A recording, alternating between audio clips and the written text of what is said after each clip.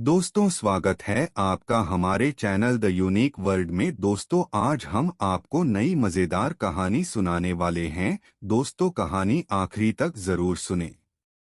दोस्तों, एक दिन बादशाह ने बीरबल से पूछा, क्यों बीरबल, संसार के मनुष्यों की बुद्धि एक समान होती है व उसमें कुछ अंतर भी होता है।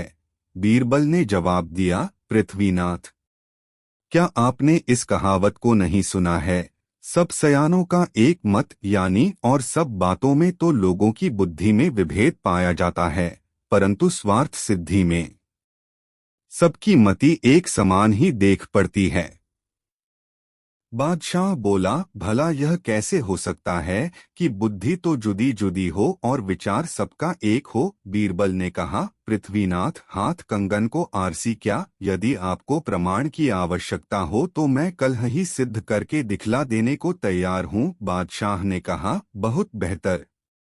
दूसरे दिन प्रातःकाल बीरबल ने बादशाह की अनुमति प्राप्त कर सरकारी बगीचे का एक बड़ा हौज जो पानी से लबालब भरा था रिक्त करवा दिया और सारे नगर में ढिढोरा पिटवा दिया कि सब लोग अपने अपने घरों से एक एक घड़ा दूध लाकर हौज को भरें।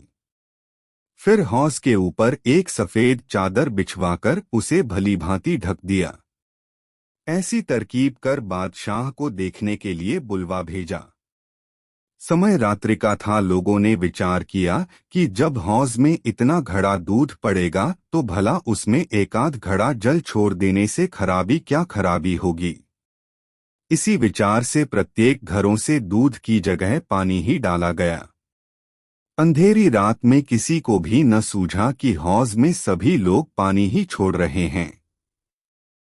उनका निजी अनुमान था कि मेरे सिवा अन्य नागरिक हौज को दूध ही से भर रहे हैं।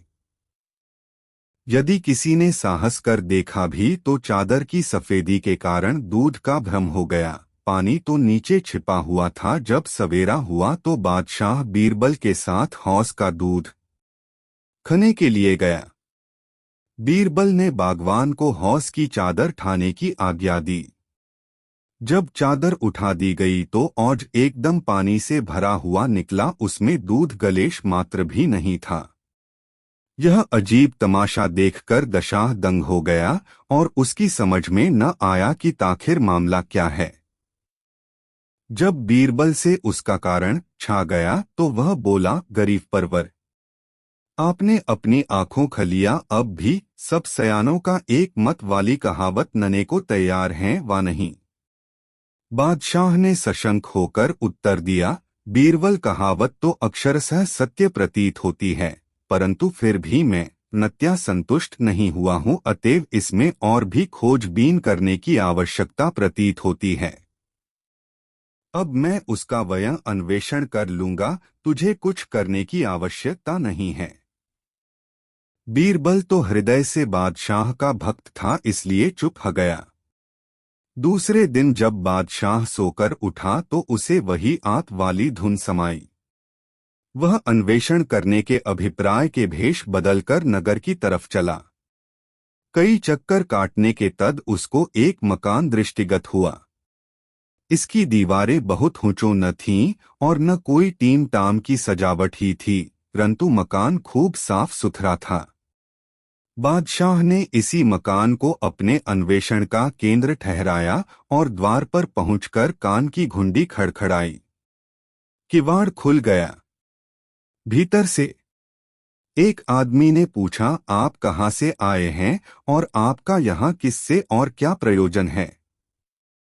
बादशाह बोला, मैं एक मुसाफिर हूँ, कल का इस शहर में आया हूँ। मैंने अपना डेरा सराय में डाला है। आज नगर देखने की इच्छा से निकला तो घूमते फिरते रास्ता भूलकर इधर आ पहुँचा। थकावट के कारण मेरे बदन में पीड़ा हो रही है, इसलिए कुछ समय तक विश्राम लेकर अपनी थकावट दूर करना चाहता हूँ।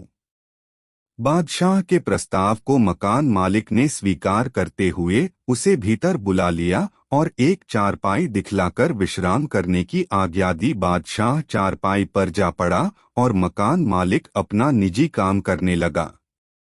जब वह सब कामों से निपट चुका तो मुसाफिर के पास आया और उससे कुछ खाने पीने का अनुरोध किया। परंतु बादशाह ने उसके प्रस्ताव को अस्वीकार कर दिया।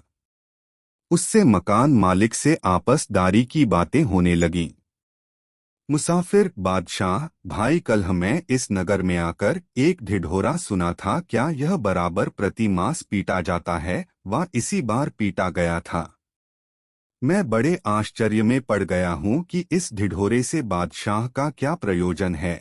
मकान मालिक ने उत्तर दिया, नहीं भाई, पहले ऐसा कभी नहीं सुनने में आया था।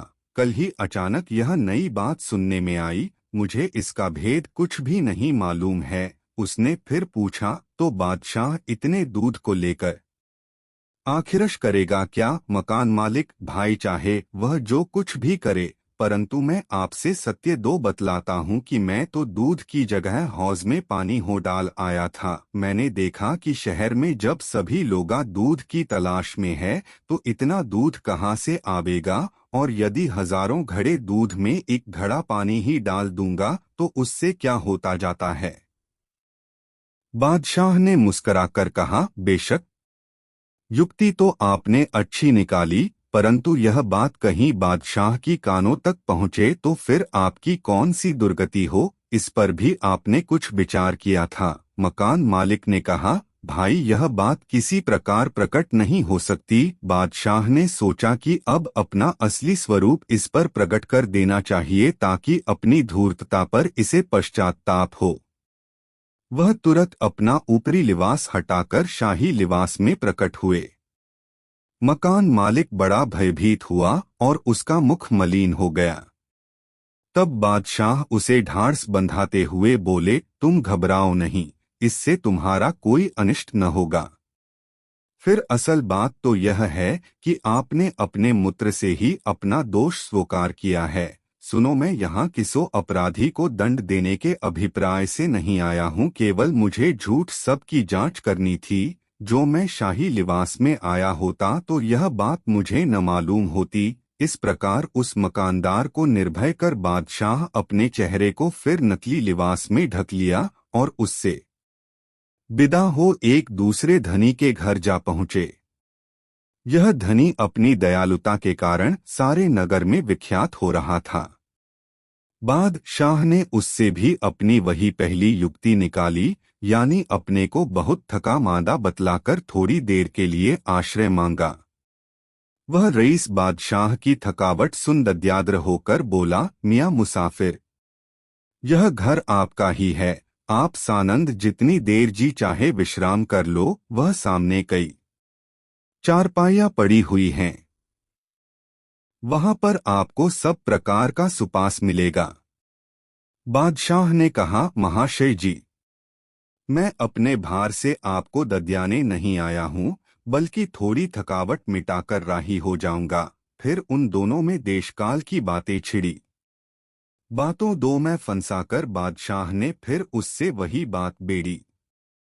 तब रईस बोला, भाई, किफायत सभी को पसंद है। दूसरे लोगों ने चाहे भले ही दूध डाला हो, परंतु मैंने तो पानी ही डाला है।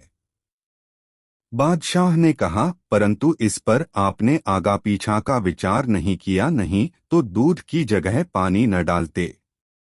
अगर किसी प्रकार यह बात बादशाह को प्रकट हो जाएगी तो आप राजाज्ञा भंग करने के अपराधी होंगे। धनाढ़ ने कहा, सित्रा, मेरे और आपके दूसरा कोई भी मनुष्य इस बात को नहीं जानता।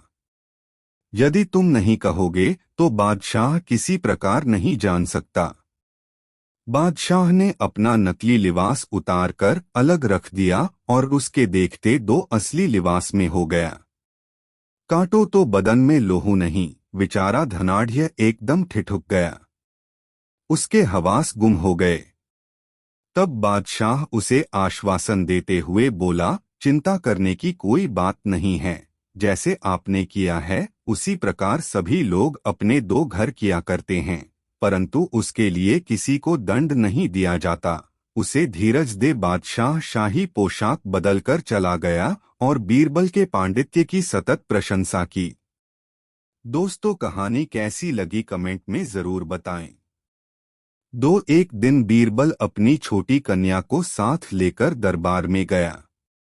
पहले बादशाह ने उसका बहुत प्यार किया, जब वह प्रसन्न होकर कुछ बातें करने को उद्यत हुई तो बादशाह ने पूछा, क्यों बेटी, क्या तुम बातें करना जानती हो? तब उस लड़की ने जवाब दिया, थोड़ा और बहुत। बादशाह ने पूछा, इस थोड़ा और बहुत का क्या मतलब है? लड़की बोली, सरकार, इसका मतलब यह है कि बड़ों से थोड़ा बोलना जानती हूँ और छोटों से बहुत। उस लड़की की ऐसी बुद्धिमत्तापूर्ण बातें सुनकर बादशाह को बड़ी प्रसन्नता हुई और बीरबल के घराने की स्वाभाविक हाजिर जवाबी पर ईश्वर को कोटिशः धन्यवाद दिया। दोस्तों, वीडियो को लाइक जरूर कर दे। दोस्तों, एक दिन बादशाह के मन में बीरबल के कुटुंब की परीक्षा लेने का उमंग उठा। वे अपना भेष बदलकर कई अन्य सभासदों के साथ बीरबल के घर पहुंचे। इस समय बीरबल के घर पर कोई बड़ा बूढ़ा आदमी नहीं था। वे लोग निजी काम से घर से बाहर चले गए थे। केवल बीरबल का एक छोटा लड़का और एक लड़की आपस में द्वार पर खेल कूद मचा रहे थे। लड़के ने बादशाह को देखकर कहा, वह आए। तब लड़की ने लड़के के प्रश्न का उत्तर दिया, वह नहीं है। बीरबल की स्त्री दालान में बैठी हुई कुछ दस्तकारी कर रही थो, वह भी इनकी बातें बराबर सुनती जा रही थी। वह बोली, बच्चों, यह भी होता है और वह भी होता है। इन तीनों की उपरोक्त गुप्त वार्ता सुनकर बादशाह लौट गया और दरबार में पहुंचकर समस्त दरबारियों के सामने इस बात की चर्चा की और उसका अर्थ भी पूछा। वह आए, वह नहीं है, और यह भी होता है, वह भी होता है। पेशी भेद भरी बातें सुनकर सब लोग चकित होकर बादशाह का मुंह देखने लगे। कितने दरबारियों ने तो लज्जावश अपनी गर्दन नीची कर ली और नाखून से जमीन कुरेदने लगे। जब बादशाह ने देखा कि इनसे कोई मतलब नहीं निकलेगा तो वह बीरबल को बुलवाया और उससे भी ऊपर कही बातें सुनाकर उसका अर्थ पूछा। बीरबल ने कहा, गरीब परवर, यह वार्ता किसी मूर्ख पर छिड़ी थी। प्रश्न का तात्पर्य यह निकलता है कि किसी सभ्य के घर उसकी अनुपस्थिति में जाना उचित नहीं है, और यदि कोई हटकर मूर्खतावश जावे ही और उसके घर वाले उसके लिए ऐसा कहें तो समझना चाहिए, वह आए यानी बैल राज आए। वह नहीं है यानी इनको सींग नहीं है। यह भी होता है और वह भी होता है का यह अभिप्राय है कि किसी दो बैल को सींग रहती है और किसी किसी को नहीं भी। बादशाह बीरबल के ऐसे सारगर्भित उत्तर को सुनकर शर्मिंदा हुआ और उसने मन में ऐसी गुस्ताखी आगामी कभी न करने का प्रण कर लिया। दोस्तों, वीडियो को लाइक जरूर कर दे। 4 अकबर बादशाह के राज में दिल्ली के निकट ग्राम में एक स्त्री रहती थी। उसका दिमाग बहुत चढ़ा हुआ था, जिस कारण वह नित्य अपने पति को 10 जूते मारा करती थी। उसको एक पुत्री भी थी। जब वह सयानी हुई तो उसके विवाह की चर्चा छिड़ी। उसने बर के लिए दूर दो के गांवों में अपना पैगाम भेजा, परंतु कोई उस कन्या से अपने लड़के का विवाह करने के लिए राजी न हुआ, कारण कि सबको उस कन्या के माता की करतूत मालूम थी। वे लोग यही सोचते थे कि जैसी माता है उसकी पुत्री भी उसी के समान होगी। उन दिनों भगवान की कृपा से बीरबल की बड़ी ख्याति हो रही थी, जिस कारण कितने ही लोग क्या जात क्या परजात भीतर भीतर उससे ईर्ष्या करने लगे। सबों ने मिलकर सोचा कि यदि इस लड़की से बीरबल का विवाह हो जावे तो इसकी कीर्ति की जगह अपकीर्ति फैलने लगे। एक दिन बीरबल को बिरादरी का एक ब्राह्मण जो कि पुरोहिती करता था उससे मिलने आया। थोड़ी देर तक इधर उधर की बातें कर वह बीरबल से उस लड़की के साथ विवाह करने का आग्रह किया। बीरबल ने कहा, पंडितवर, आप जानते ही हैं कि मेरा विवाह हो चुका है, फिर एक स्त्री के रहते हुए दूसरी के साथ विवाह करना अनुचित होगा। हाँ, याद आपकी ऐसी ही इच्छा है तो आप मेरे भाई को पसंद करें। वह काशी जी पढ़ने गया है, मैं उसका विवाह करने के लिए तैयार हूँ। पुरोहित की मंशा वर आई, बीरबल नहीं तो उसका भाई। ही सही। घर में अशांति होने से बीरबल को भी कष्ट होगा। ऐसी पक्की धारणा बनाकर वह रामबाई के घर पहुंचा। वहां की अजीब हालत थी।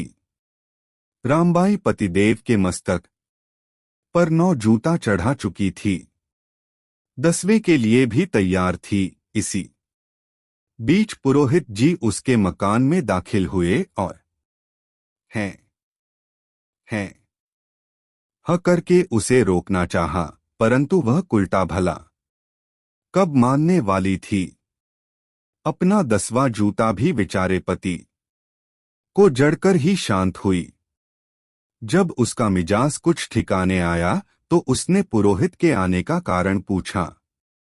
पुरोहित बीरबल का नाम लेकर बोला, मैं तुम्हारी लड़की की शादी के लिए एक वर देख आया हूं। लड़का काशी में पढ़ रहा है, केवल तुम्हारी अनुमति की देर थी। यदि कहो तो विवाह निश्चित किया जाए। रामबाई पुरोहित से बड़ी प्रसन्न हुई और उसका आदर सत्कार कर बोली, मुझे मंजूर है, आप जाकर पक्का कराइए।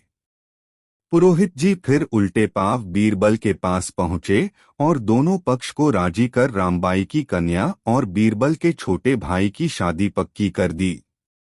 बीरबल पुरोहित का आंतरिक भाव पहले ही ताड़ गया था, इसलिए झूठ मूठ अपना छोटा भाई होना बतलाकर पुरोहित को फांस लिया था।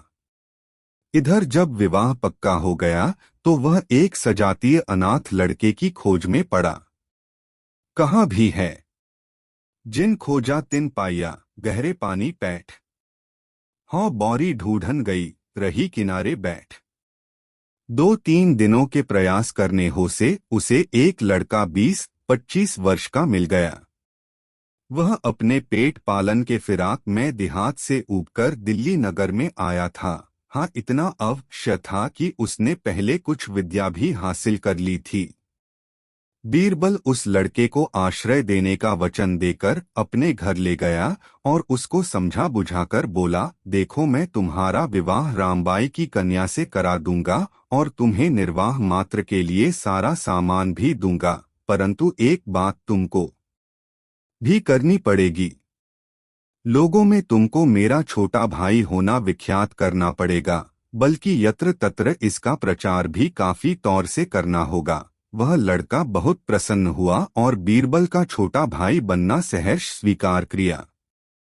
मरत रहे एक चना के, पाए गए 2 दाल। भला इस जमाने में ऐसा कौन होगा जिसको अपना विवाह होना न भावे। अब दोनों तरफ से विवाह की तैयारी होने लगो। जब अच्छा मुहूर्त आया तो बाजे गाजे के साथ उसका गठबंधन हो गया। लड़की के विदाई की शायद शोध कर पुरोहित फिर रामबाई से मिला और उसे कन्या के रुखसती का दिन बतलाकर बोला, बाई जी, मैं चाहता हूं कि आप जैसी मिजाज को तेज हैं और अपने पति को दबाकर उस पर अपना पूरा प्रभाव जमाए रहती हैं, उसी प्रकार आपकी लड़की आपसे भी बढ़कर हो, तब तो तुम्हारा नाम नहीं तो सब व्यर्थ होगा। इतना कहकर पुरोहित जी अपने घर चले गए। रामबाई बड़े चिड़चिड़े मिजाज की औरत थी। उसने अपनी लड़की को बुलाकर समझाया, देखना बेटी, तुम हमारे नाम को कायम रखना, अपने पति को हर समय द्वाये रहना। मैं तो अपने पति को प्रतिदिन 10 ही जूते मारती हूँ, तुम 15 का हिसान रखना। अगर मेरे कहे अनुसार न चलेगी तो मैं फिर आजन्म तेरो मुख नहीं देखूंगी। क्रमशः लड़की के विदाई की घड़ी भी आ पहुंची। रामबाई ने अपने पति को उसे ससुराल पहुंचाने के लिए भेजा। लड़की को घर आते ही बीरबल ने अपना रुख ऐसा बनाया कि वह कन्या बीरबल के सामने गाय की तरह कांपने लगी। इधर बीरबल ने अपने बनावटी भाई को भी उससे चिड़चिड़ा बनकर रहने की सोख पहले से ही दे रखी थी। इन दोनों के चिड़चिड़ेपन को देखकर बिचारी कन्या का जूता जड़ने का भाव काफूर हो गया और डर के कारण अपने माँ के दिए जूते को एक कोने में गुप्त रोती से छिपा कर रख दिया।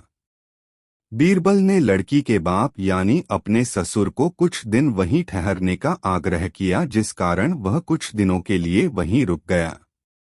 बीरबल ने देखा कि अब यहाँ तो सफलता मिल गई, दूसरी तरफ भी हाथ साफ करना चाहिए। एक दिन अपने भाई के ससुर विटोकरा विष्णु से वार्तालाप करता हुआ प्रेम से गदगद होकर उनके पीठ पर हाथ फेरने लगा। पीठ में गड्ढे तो पड़े ही थे। उसने द्रधित होकर पूछा है, आपकी पीठ में ये गड्ढे कैसे हैं? लड़की का पिता दुखित होकर अपना सारा समाचार कह सुनाया। बीरबल ने कहा, भाई, दुख मनाने से दुख न छूटेगा, बल्कि निवृत्ति के लिए कुछ उपाय करना चाहिए। यदि आप करें तो मैं एक रास्ता बतलाऊं, उससे आपका दुख अवश्य छूट जाएगा। उसने बीरबल की बात मान ली। तब बीरबल ने कहा, आपको मेरे यहाँ लगातार 4 महीने रहना पड़ेगा और नित्य सूर्य के सामने मुख करके इतने दंडवत करने होंगे कि जिससे आपका शरीर पसीने से तर न हो जाए। वह नित्य बीरबल के बतलाए क्रमानुसार सूर्य को दंड प्रणाम करने लगा। उधर बीरबल ने उसके खाने पीने का अच्छा प्रबंध कर दिया। पौष्टिक पदार्थ खाने को मिलने से 4 महीने में वह मुटाकर लड़की का कुंदा हो गया। तब बीरबल ने लुहार को आर्डर देकर एक सुंदर डंडा बनवाया। उसमें स्थान 2 पर ऐसे लोहे जड़वा दिए कि वह खासा लुहांगी बन गया। बीरबल उस लुहांगों को उसे देकर बोला, देखो, लोगों के पूछने पर इस लुहांगी को अपना गुरु भाई बतलाना। फिर उसे भली भांति शिक्षित कर उसको घर भेज दिया। इधर रामबाई नित्य के जूतों का हिसाब जोड़कर उसका घाटा जोड़ा करती थी। जब उसका पति 5 महीने में हृष्ट-पुष्ट होकर आया तो वह देखकर बड़ी प्रसन्न हुई। कहाँ तो बेचारा थका मांदा मंजिल मार कर आया था, कहाँ उसे जूता जमाने की सूझी। वह कुल्टा पति को जूता खाने के निश्चित स्थान पर ले गई। वह चुपचाप बैठा रहा, परंतु अपने गुरु भाई यानी लुहाठी को नहीं भूला। ज्यों ही उसकी स्त्री ने उसके सिर पर पहला जूता लगाया कि वह उठकर लुहाठी को तानकर उसके सिर पर ऐसा जमाया कि उसका सिर भन्नाने लगा। वह बोली, अर्र राम राम, यह तो मार ली रे। पति ने थोड़ा अंतर देकर एक डंडा और जमाया। अभी तीसरा मारने ही जा रहा था कि इतने ही में अड़ोस पड़ोस के कुछ लोग जमा हो गए और पीछे से उसका हाथ पकड़ लिए। स्त्री डर के कारण कांपने लगी और उसने उठकर अपने पति से क्षमा प्रार्थना की। वह सदैव के लिए उसकी चेलिन हो गई। बीरबल के द्वेषियों का दिल टूट गया और उसी तारीख से लोगों ने उसका अनिष्ट सोचना छोड़ दिया। दोस्तों, वीडियो को लाइक जरूर कर दे और कमेंट में जरूर बताएं वीडियो कैसा लगा। 6 अकबर बीरबल की कहानी, मूर्ख लोगों की सूची।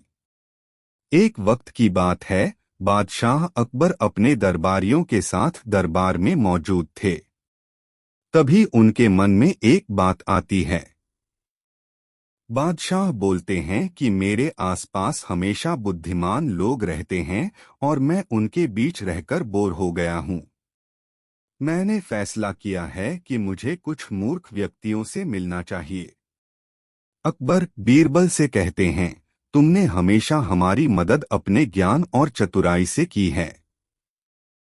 हम चाहते हैं कि इस बार भी तुम ऐसा ही कुछ करो और हमारे लिए 6 मूर्ख व्यक्ति ढूंढ कर लेकर आओ। बीरबल, जी जहां पनाह, मैं आपके लिए 6 मूर्ख व्यक्ति जरूर ढूंढ कर लाऊंगा। अकबर, हम आपको 6 मूर्ख व्यक्ति ढूंढने के लिए 30 दिन का समय देते हैं। बीरबल, जहां पनाह, मुझे इतने अधिक समय की आवश्यकता नहीं पड़ेगी। अकबर, ठीक है, अगर तुम उससे पहले ही मूर्ख व्यक्ति ले आ सकते हो तो यह अच्छी बात है। इसके बाद बीरबल मूर्ख व्यक्तियों की तलाश में निकल पड़ता है। बीरबल रास्ते में पूरा समय इसी सोच में था कि उसे वो मूर्ख लोग कहाँ मिलेंगे। तभी उसे गधे पर बैठा एक आदमी दिखाई देता है जो सिर पर घास की गठरी रखे हुए था। बीरबल ने तुरंत घोड़ा रोका और उससे उसकी पहचान पूछने लगा। बीरबल, कौन हो तुम और ऐसे गधे पर बैठकर और घास अपने सिर पर लेकर क्यों जा रहे हो? व्यक्ति, मैं रामू हूँ और मेरा गधा कमजोर व थका हुआ है, इसलिए गधे का बोझ कम करने के लिए मैंने घास की गठरी अपने सिर पर रखी है।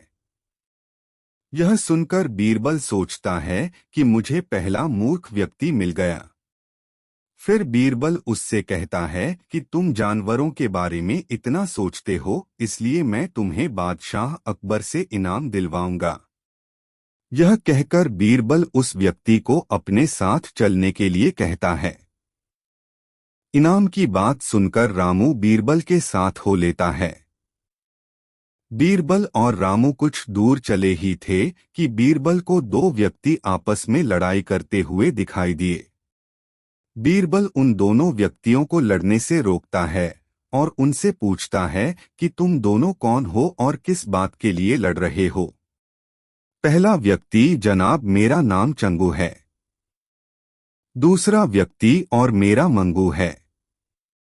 मंगू, जनाब मुझे चंगू कहता है कि इसके पास शेर है जिसे वो मेरी गाय के शिकार के लिए छोड़ेगा। चंगू, हाँ मैं ऐसा ही करूंगा और मुझे बहुत मजा भी आने वाला है। बीरबल, कहाँ है तुम लोगों की गाय और शेर? मंगू, जनाब जब भगवान हमें वरदान देने आएंगे तो मैं उनसे गाय मांगूंगा और चंगू शेर मांगेगा जिसे यह मेरी गाय पर छोड़ने की बात कर रहा है। बीरबल, अच्छा यह बात है। उनकी बातें सुनकर बीरबल समझ गया कि उन्हें दो और मूर्ख व्यक्ति मिल गए हैं। बीरबल इनाम की बात कहकर उन्हें भी अपने साथ ले लेता है।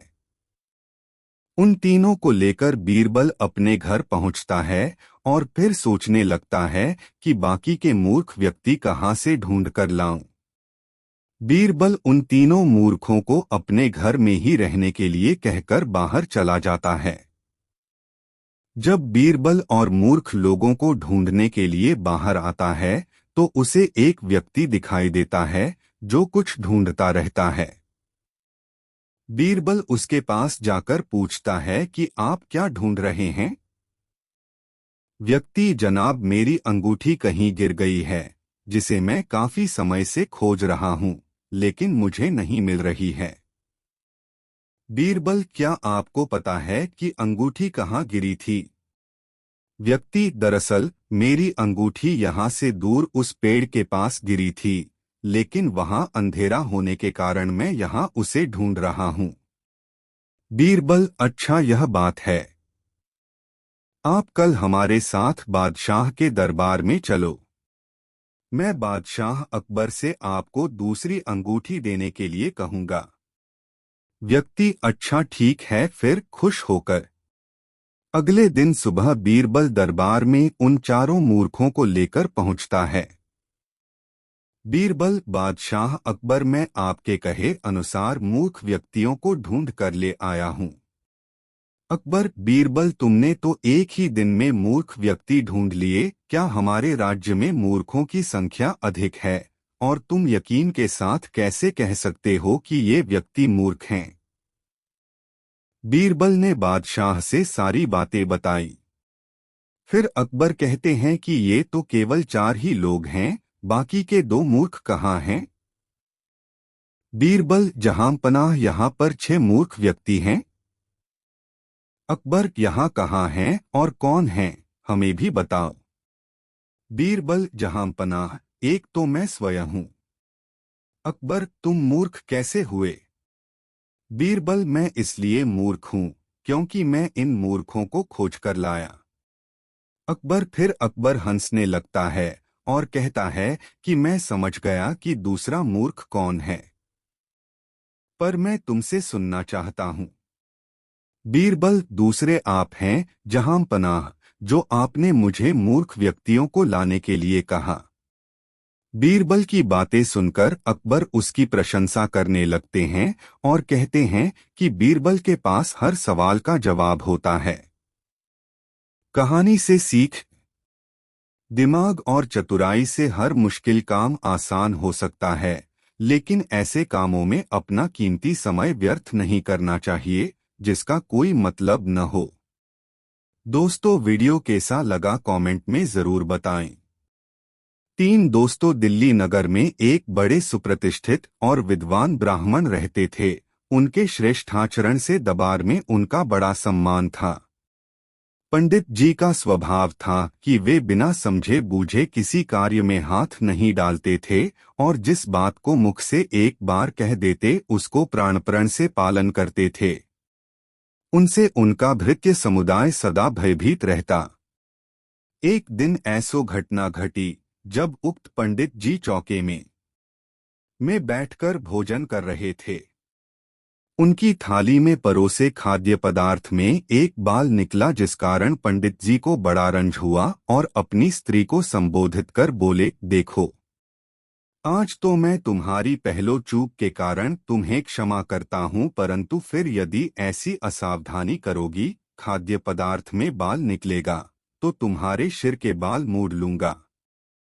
हरी इच्छा भावी बलवाना। यद्यपि बेचारी स्त्री अपने स्वामी का जिद्दी स्वभाव समझकर बराबर भयभीत रहा करती थी और भोजन बनाने व परोसने के समय अपने बालों को खूब संभार कर बांधे रहती थी, परंतु होनी को कौन रोक सकता है, वह तो होकर ही रहती है। कुछ दिनों एक दिन जब युक्त पंडित जी फिर भोजन करने बैठे तो उनकी खाद्य सामग्री में एक बाल निकला। पंडित जी बहुत नाराज हुए और अपने स्त्री का बाल मुड़ा देने के लिए नाई को बुलवाया। अपने स्वामी को नितांत क्रोधित देखकर स्त्री ने भीतर से किवाड़ बंद कर लिया। पंडित जी ने हजारों डांट फटकार सुनाई, परंतु स्त्री ने किवाड़ नहीं ही खोला। इतना सब हो जाने पर भी पंडित जी अपनी जिद पर तुले ही रहे। स्त्री ने सोचा, अब इस प्रकार काम चलना कठिन दिख पड़ता है, कोई उपाय तत्काल करनी चाहिए। उसने एक आदमी को पोहर भेजकर अपने भाइयों को सहायता के लिए बुलवाया। उसके 4 भाई थे। अपनी बहन को इस प्रकार अपमानित होते सुन उन्हें अपने बहनोई के हठवादिता पर बड़ा खेद हुआ और उसके उद्धार का उपाय सोचने लगे। इतने में उसके बड़े भाई को बोरबल से पुराना परिचय होने का स्मरण हो आया। वह तत्क्षण बहन के उद्धार का उपाय पूछने के लिए बीरबल के घर पहुंचा। उस समय बीरबल चारपाई पर पड़े 2 पुस्तक पढ़ रहा था। अपने मित्र का संदेशा सुन उसे पास बुलाकर उसका कुशल समाचार पूछा। वह अपने बहन की दुर्दशा का आद्योपांत कारण बतलाकर बोला, मैं आपसे अपने बहन के उद्धार की तरकीब बूझने आया हूँ, मेरी मदद कीजिए। बीरबल बोला, तुम चारों भाई नंगे सिर होकर अपने बहनोई के पास इस ढंग से जाओ मानो कोई मर गया हो, तब तक मैं भी आ पहुंचता हूँ। उधर पंडित जी स्त्री के द्वार न खोलने पर क्रुद्ध होकर नौकरों से कहा, अभी बढ़ी को बुला लाकर दरवाजे को तोड़ डालो। इसी बीच वे चारों भी नंगधंग सिर खोले आ पहुंचे। इनके आने के थोड़ी देर पश्चात बीरबल भी शवदाह का सब सामान लिए हुए आया और पंडित जी के पेन द्वार पर टिकठी बांधने लगा। उधर स्त्री के भाइयों ने पंडित जी को जबरन चारों तरफ से कपड़े से ढककर कफनी याना प्रारंभ किया। जब पंडित जी ने चींचप्पड़ मचाया तो वे क्रोधित होकर बोले, खबरदार, चुपचाप पड़े रहो, बिना पहले तुम्हें कफनियाए किसकी मजाल है जो मेरी बहन को हाथ लगाए। वे पंडित जी को बांधकर बीरबल के पास ले गए। इस नवीन कौतूहल को देखने के लिए वहां पर बादमियों की जमघट सी लग रही थी। अपने पड़ोसियों के सामने अपनी ऐसी दुर्गति देख पंडित जी का सिर लज्जा के बोझ से दब गया और अपनी रहाई के लिए 4 सालों से अनुनय विनय करने लगे। उसकी स्त्री समीप की कोठरी से छिपकर सारी दुर्दशाएं देख रही थी। पति को भाइयों से गिड़गिड़ाते देख उसे दया आ गई और उसका पवित्र हृदय धर्मसागर में गोते मारने लगा। स्त्री ने कहा, चाहे जो हो, मैं पति की ऐसी दुर्दशा अपनी आंखों नहीं देख सकती। वह मेरा देवता है, उसके कोप करने से मेरा सर्वनाश हो जाएगा। पति की हंसी कराकर उल्टाएं भले ही प्रसन्न हो सकती हैं, परंतु पतिपरायणा नहीं। वह कपाट खोलकर बाहर आई और अपने भाइयों से उसे छोड़ देने का आग्रह करने लगी। भाइयों को बहन कहने पर अमल न करते देख बीरबल स्वयं उनसे क्षमा प्रार्थी हुआ और उसके पति को छोड़ देने की आज्ञा दी। पंडित जी छोड़ दिए गए।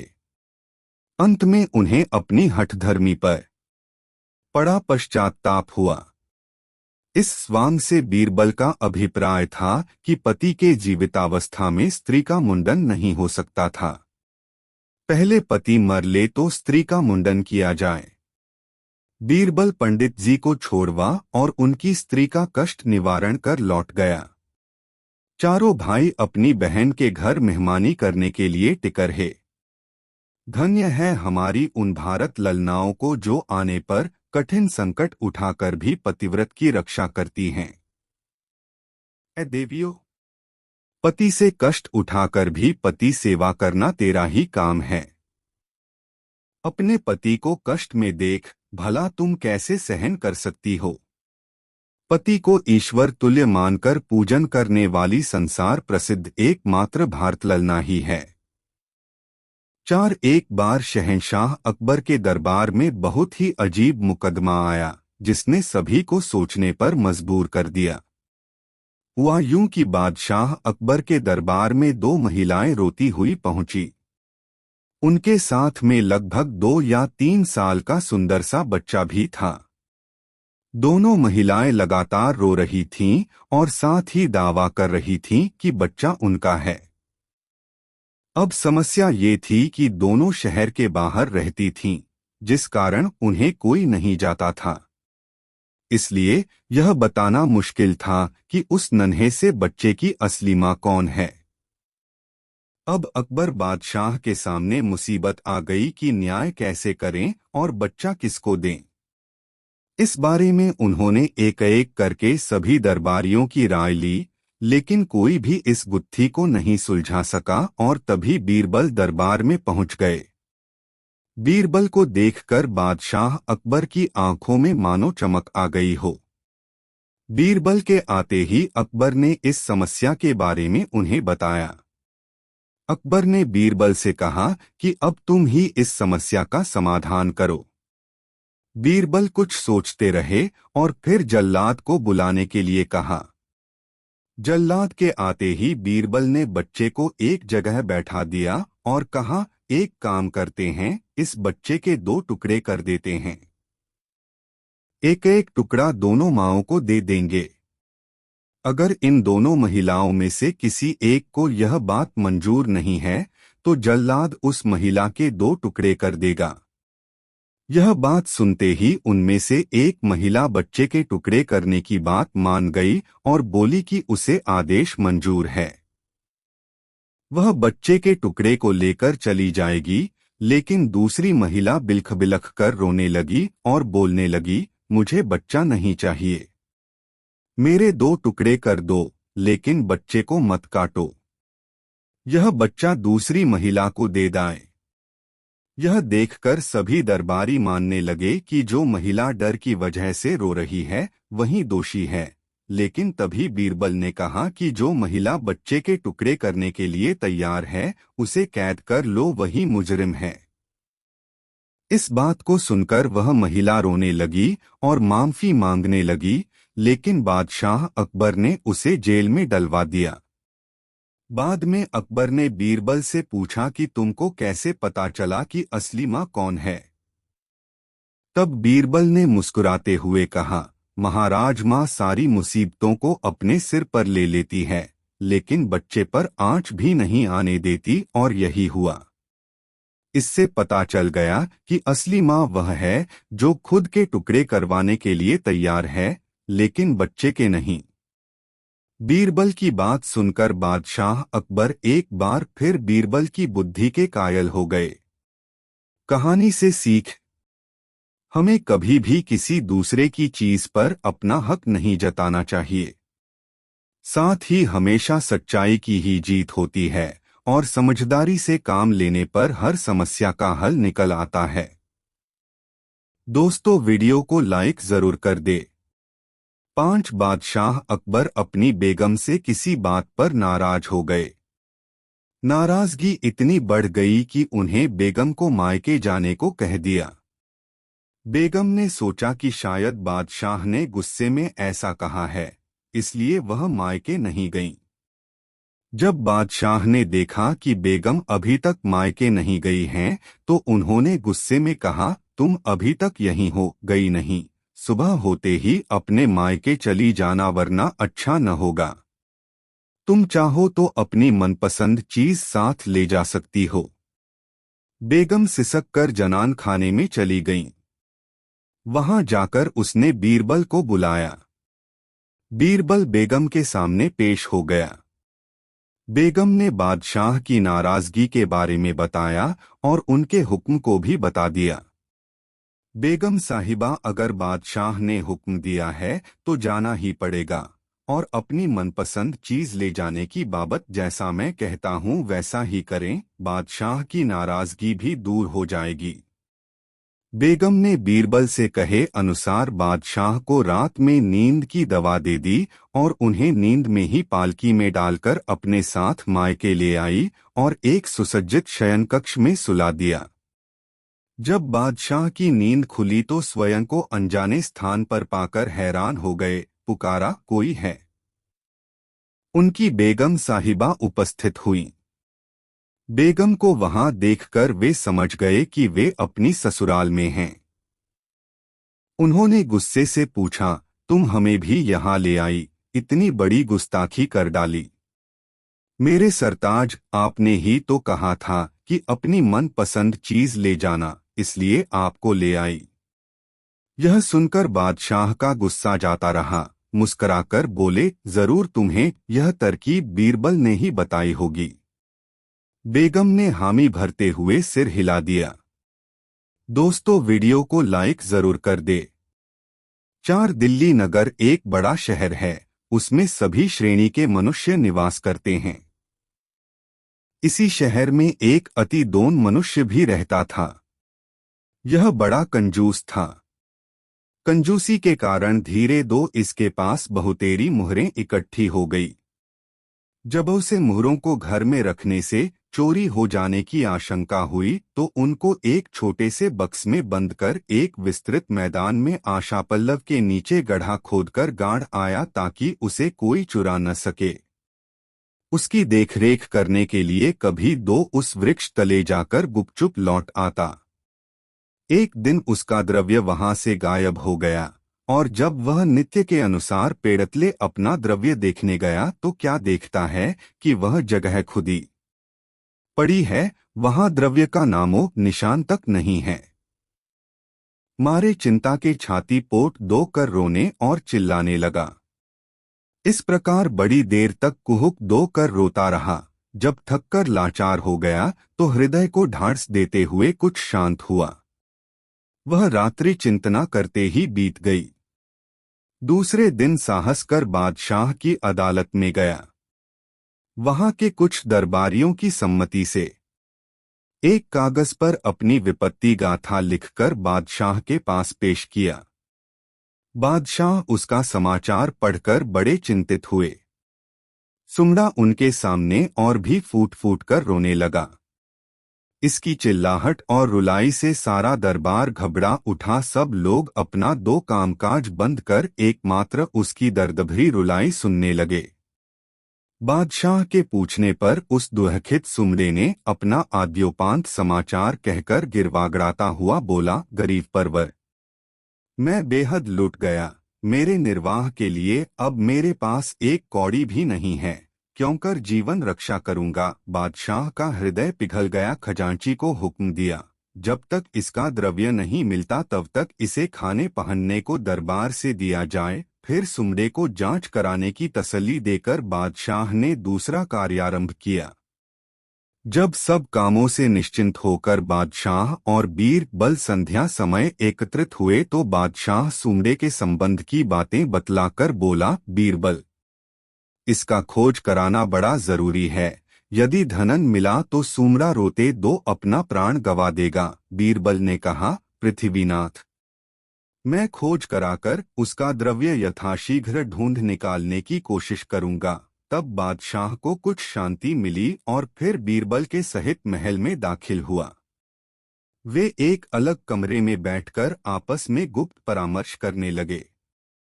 कुछ देर बाद बीरबल को एक युक्ति सूझी और वह उसे बादशाह से कहकर सुनाया। उसकी युक्ति से बादशाह भी सहमत हो गया और उसे तत्क्षण कार्यान्वित करने के लिए बीरबल को आज्ञा दी। बीरबल का कार्यारंभ हुआ। वह बहुतेरे वैद्य हकीमों को बुलावा भेजा। जब वे आए तो उनसे पूछा, आपको जड़ी बूटियों का हाल भली भांति मालूम है? यदि न भी मालूम हो तो एक हफ्ते में छानबीन कर बतलावे कि आशा पल्लव की पत्तियां और उसकी जड़ किन किन दवाओं में काम आती है। बीरबल की आज्ञा मानकर सब वैद्य लौट गए और घर पहुंचकर उसके अनुसंधान में यथाशक्य कोशिश करने लगे। जब सप्ताह का अंतिम दिन आया तो अपनी अपनी सम्मति देने के लिए दरबार में उपस्थित हुए। सबों ने अपनी खोज का पृथक दो वर्णन किया, परंतु बीरबल के मतलब की बात किसी ने नहीं बतलाई। तब उनमें से एक सर्वश्रेष्ठ वैद्य बोला, दीवान जी, आपकी आज्ञानुसार मैंने भी अपने भरसक अनुसंधान किया है। बड़ी खोजबीन के पश्चात मुझे निघंटु से एक बात मिली है। सुश्रुत और निघंटु में लिखा है कि आशा पल्लव के पत्ते का चूर्ण बनाकर देने से पीलिया रोग वाले को तत्काल आरोग्य लाभ होता है और जलंधर वाले रोगी को इसकी जड़ की धूनी देने से जलंधर का रोग जड़ से जाता रहता है। बीरबल ने पूछा, क्या आप बतला सकते हैं कि इस महीने के अंतर्गत कितने लोग जलंधर के रोग से ग्रसित हुए थे और उससे बचने के लिए उन रोगियों ने किन किन औषधियों का सेवन किया था? इसका ठीक 2 अनुसंधान कर आप लोग पुनः एक हफ्ते के बाद मुझसे मिलें और सारी बातों का पूरा 2 रिपोर्ट दें। वैद्यों ने घर पहुंचकर हर प्रकार से खोजबीन कर 8वें दिन फिर दरबार में उपस्थित हुए। एक वैद्य ने कहा, पृथ्वी नाथ, इस मास में केवल 4 रोगियों की दवा की गई थी, जिसमें एक रोगी को आशा पल्लव के जड़ की धूनी से आरोग्य लाभ हुआ था। तब बीरबल ने पुनः प्रश्न किया, अच्छी बात है, अब बतलावो कि इसकी जड़ तुम लोग कहाँ से लाए थे। ध्यान रहे कि झूठ बोलने वाले को कठिन दंड दिया जाएगा। बीरबल की ऐसी सख्ती देखकर बेचारे वैद्यों के रोंगटे खड़े हो गए। उनमें से एक, जो आशा पल्लव के जड़ का इस्तेमाल किए था, डरकर बोला, महाशय जी, मेरा नौकर उसको जंगल से खोद लाया था, मेरा अपराध क्षमा किया जाए, आगे फिर ऐसा न करूंगा। बीरबल बोला, पहले उस नौकर को उपस्थित करो, फिर जैसा होगा उस पर आगे विचार किया जाएगा। वैद्य ने उसका पता ठिकाना बतला दिया। तब एक अर्दली को भेजकर उसे बुलवाया गया। नौकर तुरंत हाजिर हुआ। बीरबल ने पूछा, क्या तू आशा पल्लव के वृक्ष को पहचानता है? नौकर ने उत्तर दिया, बेशक, गरीब परवर उसे मैं बखूबी पहचानता हूं। बीरबल, किसी दिन तू वैद्य की आज्ञा से उसका मूल खोद कर लाया था? नौकर, हाँ पृथ्वीनाथ, लाया था। बीरबल भ्रिकुटी चढ़ाकर बोला, क्या उस पेड़ के नीचे गड़ी अशर्फियों को तू ही खोद लाया है? बेहतरी चाहता है तो उन्हें जल्द लाकर उपस्थित कर, नहीं तो अभी तेरी चमड़ी उखाड़ ली जाएगी।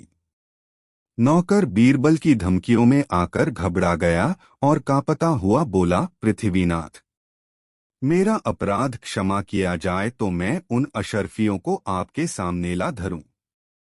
बीरबल ने उसे अभयदान दिया। वह अपने घर जाकर सारी अशर्फियां उठा लाया। बीरबल अशर्फियों को देखकर भीतर भीतर बड़ा प्रसन्न हुआ और उन अशर्फियों को मट्टी चूस के हवाले कर विदा किया। बेचारे वैद्य छोड़ दिए गए। दोस्तों, वीडियो को लाइक जरूर कर दे।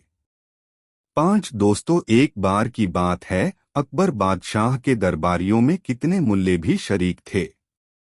उन्होंने एक मुल्ला का नाम दुआजा था। यह बीरबल से प्रकट तो हंसी किया करता था, परंतु भीतर दो उसे छिपाकर अपनी प्रधानता चाहता था। एक दिन जब दरबार भरा हुआ था, बादशाह ने सबके सामने बीरबल की पगड़ी देखकर उसकी बड़ी तारीफ की।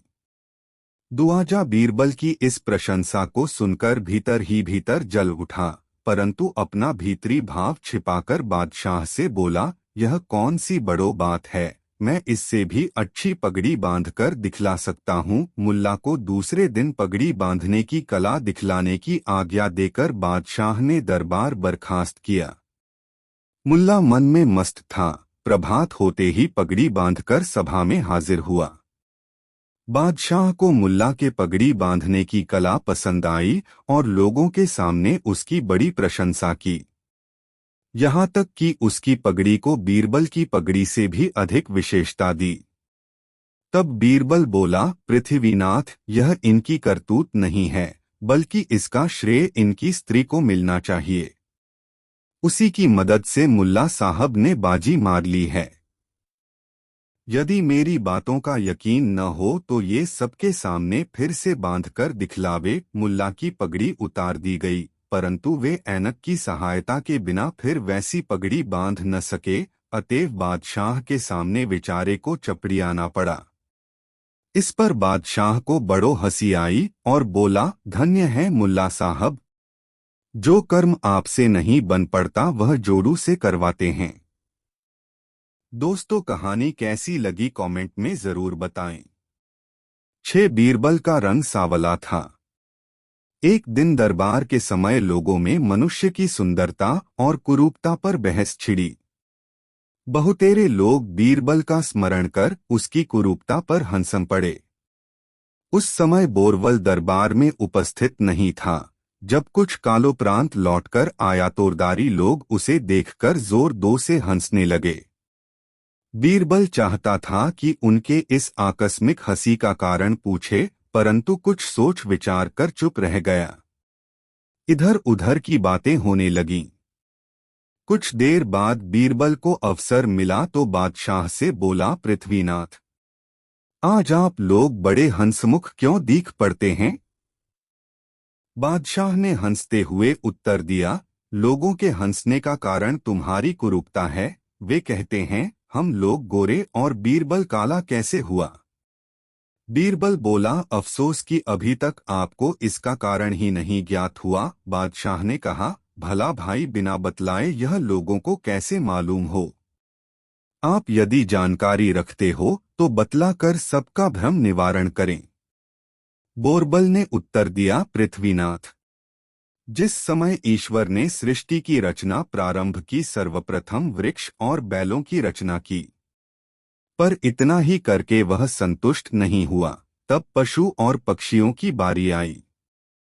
इतना करके कुछ समय तक आनंद उपभोग करता रहा, फिर उससे भी उत्तम जीवों की रचना करने का विचार कर मनुष्यों की रचना की। तब वह अति आनंदित होकर पहले उसे रूप, दूसरे धन, तीसरे बुद्धि और चौथे बल प्रदान किया। चारों चीजों को जुदी दो रखकर सब मनुष्यों को फरमाया कि इन चारों में जिसे जो पसंद हो अपनी इच्छानुसार ले लेवे। इस कार्य के लिए कुछ समय भी निर्धारित कर दिया था। मैं बुद्धि लेने में रह गया। जब दूसरों चीज लेने गया तो समय बीत चुका था, इसलिए कोरा लौटना पड़ा। मैं बुद्धि लेकर रह गया। आप लोग भी धन, रूप, बल के लालच में पड़कर बुद्धि लेना भूल गए। इसी कारण मैं कुरूप हुआ। बीरबल के उत्तर से बादशाह और दरबारियों का मन टूट गया और फिर वे कभी बीरबल की हंसी न उड़ाई। दोस्तों, कहानी कैसी लगी कमेंट में जरूर बताएं। ऐसी और नई कहानी सुनने के लिए हमारे चैनल द यूनिक वर्ल्ड को सब्सक्राइब जरूर कर ले और यह वीडियो अपने मित्रों को जरूर शेयर करें। वीडियो देखने के लिए धन्यवाद।